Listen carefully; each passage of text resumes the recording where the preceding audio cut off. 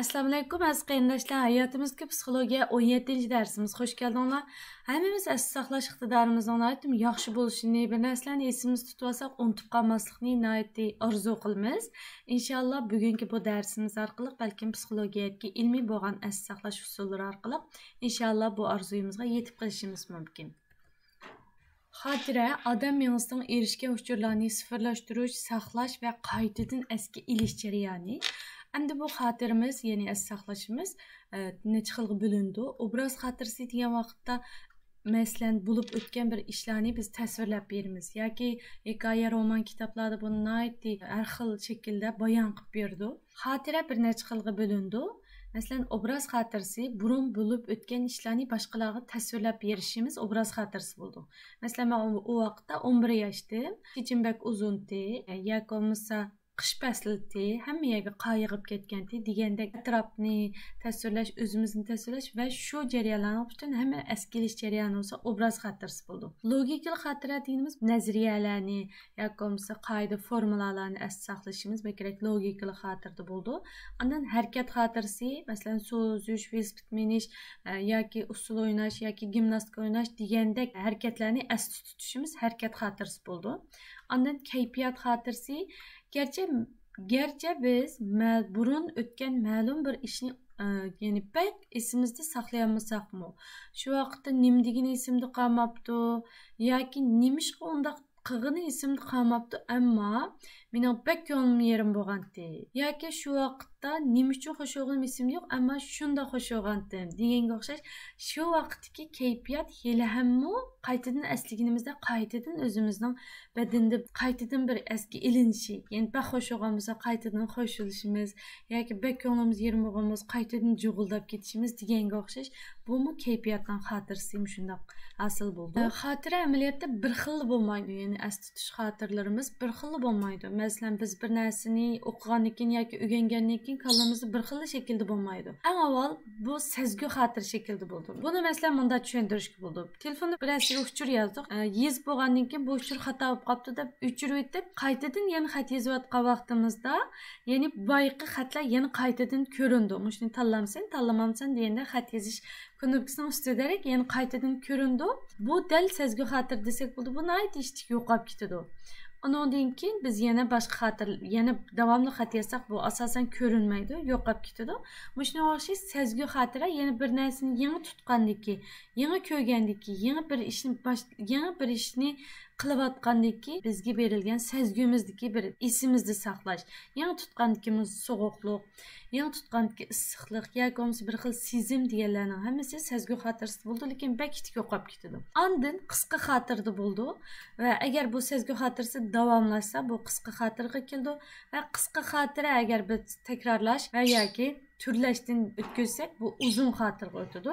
Endi bir-birlab tanishib chiqamiz. Hech qanday takrorlash bo'lmagan vaqtda qisqa xotira asosan 18 sekundgacha yo'qolib ketadi. Mana bu agar siziqni ko'rgan bo'lsangiz, 5 da boshlanganda 4.9 yoki 1 da bo'lsa, bu asli saqlash bir narsani, masalan, bir telefon nomerini birsi deb berdi yoki biz bir qitim qaytildik. Ondan keyin biz qattiq qaytilmasak yoki qattiq uni asli saqlash uchun bir narsaga bog'lamasak yoki turlamasak, bu shu holda tuvaligancha 18 sekundga borganda asosan yo'qolib ketadi. Ya'ni birsiga bir telefon nomeri deb bo'lganki 18 sekundlardan keyin qaytadan so'rasangiz asosan qaytadan deb beramiz. Voy biz qisqa xotirninki uzun xotirga aylanadiganligini degandik. Endi qisqa xotirning uzun xotirga aylanishi uchun takrorlash ketadi va yoki turlash ketadi. Masalan, takrorlash deganimiz bir tekstlarni yoki bir hikoyalarni yoki biz maktab vaqtlarimizda ko'p ishimizdan kechirgan ingliz tili tekstlar bo'lsin yoki har xil biz yodlashimiz kerak bo'lgan mazmunlarni qayta o'qib, undan o'qiganimizni ko'zimiz yumib turib qaytadan esimizga kelib takrorlash, to'xtamasdan qayta takrorlash bu qisqa xotirning uzun muddatli xotirga aylanishiga sababchi bo'ldi. Undan keyin agar biz takrorlabmi esimiz tutamaydigan yoki alayda bir narsalar bo'lib qolsa turlash orqali esimizni saqlasak bo'ladi. Ya'ni turlash deganimiz masalan nayt uzun nomerlar, kimlik nomerlari yo bir telefon nomerlari bo'lsa, bularni masalan mavu masalan 1952 ekan, bu dadamning tug'ilgan vaqti ekan. Undan keyin Mavi 211 ken bu munda näsken degenge o'xshash masalan turlab esimiz saqlasak bo'ldi ya biror narsaga bog'lasak bo'ldi. Masalan bu yananki adresi, masalan biror yana adreslarimiz nihoyat uzun bo'ldi. Uzun bo'lgan bo'lsa biz o'zimizningki bilishimizga qadar biror narsaga bog'lash orqali asli tutishimiz buni turlash deymiz. Hamma odam amaliyotda unutishni boshdan kechirdi. Ya'ni agar unutish bo'lmagan bo'lsa, barliq narsalarni shu piti esimizda saqlab mangan bo'lsak, haqiqatan bu miyamizga qattiq cho'ng bisim bo'ldi va hatto psixikamiz buzilib ketishi mumkin. Chunki haqiqatan o'ylab boqaylik, nurg'un bisimlar bor, nurg'un ig'ir keladigan ishlar bor, ko'ngilsizliklar bor. Bular borgan sir unutilib mangan vaqtida kishiga har vaqt ayni vaqtga o'xshash ta'sir etadigan bo'lsa, inson haqiqatan yashamaydi.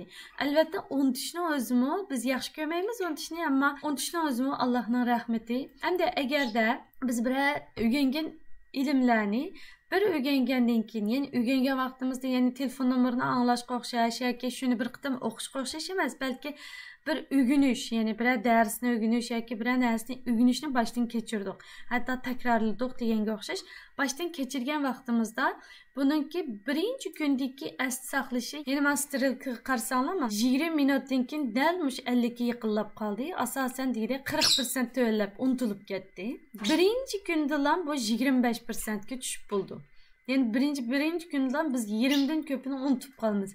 Eğer de biz şu öğrengen narsani şu bir gün içinde qayta tekrarlamasak yoki ertesi qayta tekrarlamasak, asasen bir günün teşeğanda yoki ertesiga yaqinlagan chaqda bu narsa 75% unutup kalmamız. Bu dağınlık psixolog Herman Ebbinghaus'ninki unutish agressizligi deyildi. Bunu endi biz resim orqali ko'rsatsak, 20 minut ichida boy deganga o'xshash o'rganganimizning 42% asosan unutilib bo'ldi. Uningki 1 soatga kelgan chaqda 56% ni asosan unutib ketamiz. Ya'ni yarmi unutib ketamiz. 30 kunga borgan chaqda o'rgangan narsaning 80%. 30 kunga berish emas, balki boyqi agressivlikdan ko'rdinglar. Ya'ni o'rgangan narsaning 75% yoki 80% birinchi kunning oxiriga kelganda asosan unutilib bo'ldi. Demek, unda bo'lsa biz qanday qilish orqali o'rgangan narsalarni asli saqlaymiz va yoki ilmiy holda asli saqlaymiz degan vaqtimizda, masalan biz bir tekstlarni yodladik yoki hatto Qur'on yodlashni misol olsak, bir o'rgangan surani har kunda o'xshash takrorlab berishninki asli hojati yo'q. Ya'ni o'rgangan surani har kunda ko'p takrorlagandan balki ilmiy takrorlagan yaxshi. Masalan biz birinchi kun o'rgandik, ikkinchi kuni qayta bir takrorlaymiz. Chunki unutishninki eng jiq bo'ladigan vaqti, eng ko'p, hatto 80% ga 75%, 80% ga yaqinlaydigan vaqti qaysi kunda deganda birinchi kunda. Birinchi kundan o'tkazib, ya'ni ikkinchi kunda bir takrorlaymiz. Ikkinchi kunda bir takrorlagan narsamizni araliqda bir kun tashlab, 4-chi kun bir takrorlaymiz va 2 kundan keyin 7-chi kun bir takrorlaymiz. Ondan 14-chi kun bir takrorlaymiz, 30-chi kun bir takrorlaymiz. Agarda ya'ni bek uzoq vaqt saqlag'imiz bor, hatto qat'iy unutib ketgimiz yo'q bo'lib qolsa, yana davomli buningki oldiga qarab mangadigan vaqtlari bo'ldi. Agar ilmiy takrorlash usulidan biz tez asli tutishni maqsad qilmoqchi bo'lsak, erta bizning imtihonimiz bor. yoki bo'lmasa bir hafta ichida imtihonimiz bor. Bu imtihonga kiradigan mazmunlarni nihoyat tez asli tutqimiz va nihoyat ko'p mazmun bor. Tez ko'p mazmunni asli tutqimiz bo'lib qolsa, birinchi takrorni o'rgangandan keyin ham qayta bir takror qilamiz. Masalan, hozir bir tekstni yodlab bo'ldingiz. Yodlab bo'lgandan keyin qaytadan yana bir takror qilasiz. Qaytadan yana bir takror qilib bo'lgandan keyin soatingizni to'g'rilab 15-20 minutdan keyin yana bir qitim takrorlaysiz.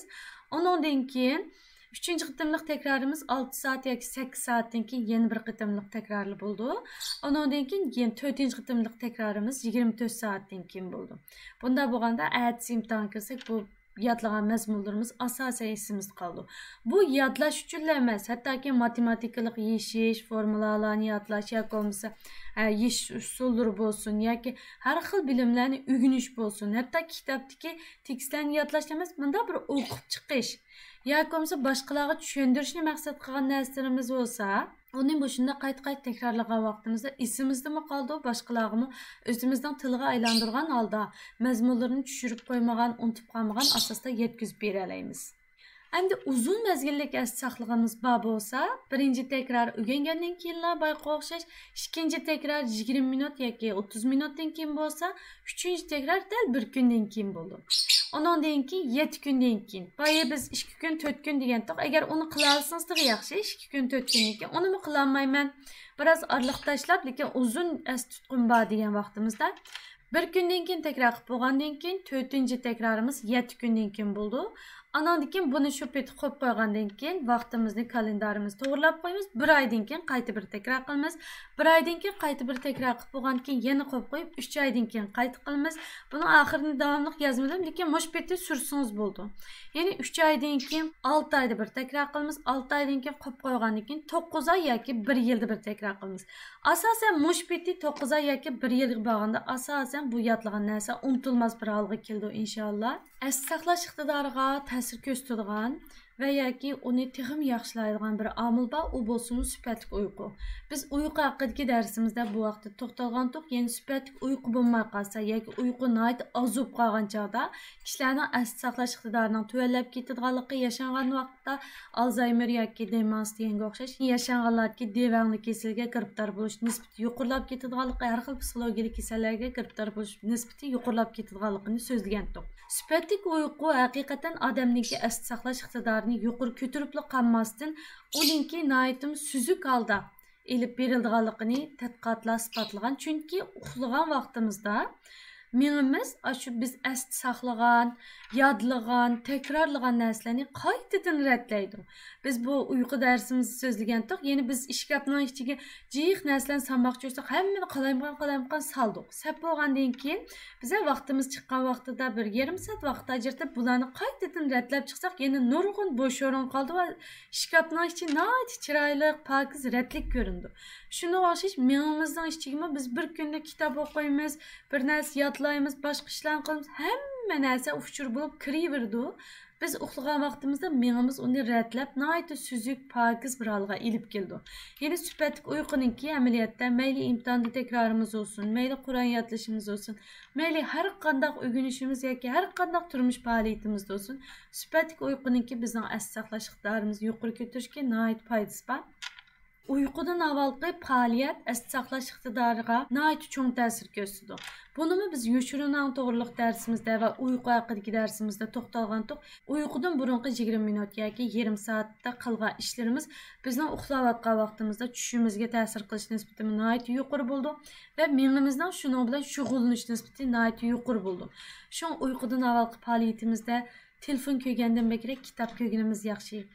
Kitob ko'rgan chog'da bekerak esda saqlashni xohlaydigan, bekerak tushunishni xohlaydigan va mushu mazmunlar meniki mushu davomli esimda bo'lsa, davomli menga ta'sir qilsa deydigan kitoblarni mushu uyqudan avvalgi yarim soat vaqtingizda tanlab turib o'qisangiz bo'ldi.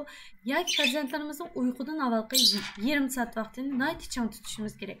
Ular kichigidan tortib uyqudan avvalgi yarim soatida yana ularni o'qiltimiz deb hammalarni yotqizib bo'lgan vaqtimizda masalan so'rlarni o'qib berish, hikoyalarni o'qib berish, shunday yodlatganimiz bo'lgan qo'shiqlarni o'qib berish. Masalan kun ichida bolalar ba'zi bolalar qo'shiq yodlashni yaxshi ko'rdi, ba'zi bolalar qat'iy yaxshi ko'rmaydi. U bolaninki o'rganish xohlaydigan, xohlamaydiganligini bildirmaydi, faqat yodlash xohlagan, xohlamaganligi yoki uni ancha qiziqmaganligini bildirdi. Lekin sizning zot yodlatganingiz bor. Chunki qo'shiq yodlash haqiqatan bolalarning til iqtidoriga foydasi bo'ldi, nurg'un foydalari bo'ldi. Shuni o'xshash zot yodlatganingiz bo'lsa, uyqudan avvalgi yarim soatni nihoyat chang tutishingiz kerak. Uyqudan avval har qanday bolalarningki zot uyqudan avval shundayliqi paranglashqisi keldi. Chunki bola qat'iy uxlashni xohlamaydi, kechininki qorong'ulikqa kirishni xohlamaydi, yoki opasidan ayrilish yoki bundaylik bolalar nihoyat jonliq, aktiv bo'lganligi uchun jimjit yetishni xohlamaydi. Shu uyqudan avvalgi yarim soatda siz har qanday bolaninki kunduz vaqtlarida yodlatilmagan qo'shiqlaringiz, anlatilmagan hikoyalarınız, tushuntirib bo'lmagan hikmatlaringiz yoki qoida usullar deganga o'xshash nurg'un mazmunlarni uyqudan avvalgi yarim soatda yotqizib bo'lib, chiroqni o'chirib bo'lib, chiroyli bir shakllarda hikoyalar orqali hikoyalar orqali, qo'shiqlar orqali, balalar naqshlari orqali tushuntirib bersangiz, bu balaga ajoyib ta'sir qildi. Va uyqudan avvalgi yarim soatdagi kayfiyatimi balaninki shu kechilik uyqusiga va ertasidagi kayfiyatlarga ta'sir yetkazdi. Shunga bu vaqtlarda balaga vaqirmaslik, uxlashaynimda uxlamaysizlar deb vaqirab turib uxlatishdan ziyoda amaliyotda biz yarim soat baldır sürüp balalarni uxlatadigan vaqtlarni yoki o'zimizningki soat vaqtini yarim soat baldır sürüp baldıroq tayyorlik qilib, balalar karvat chiqsa uxlamaydi, baldır chiqib olsa deganimizda mayli baldır chiqsimi yarim soat bizlar paranglashib olsa, shu yarim soat balkim balalarning butun hayotida aslaydigan yarim soat bo'lib qolishi mumkin. Apam kichik vaqtimizda shu uyqudan avval bizga bunday narsalarni aytib bergan. Hozirgacha esimda yoki buning butun mazmunini unutib ketgan chog'dimi boy deganimga o'xshash kayfiyat xotirasida saqlanib qoldi. Shu tuyg'u bir umr esida qoldi. Ya'ni shu illiq tuyg'u, shu bog'lanish, shu yaxshi ko'rish bir umr esida qoldi.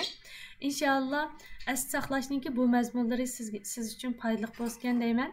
Agarda yana davomli boshqa asli saqlash usullarini o'rgangan bo'lsangiz,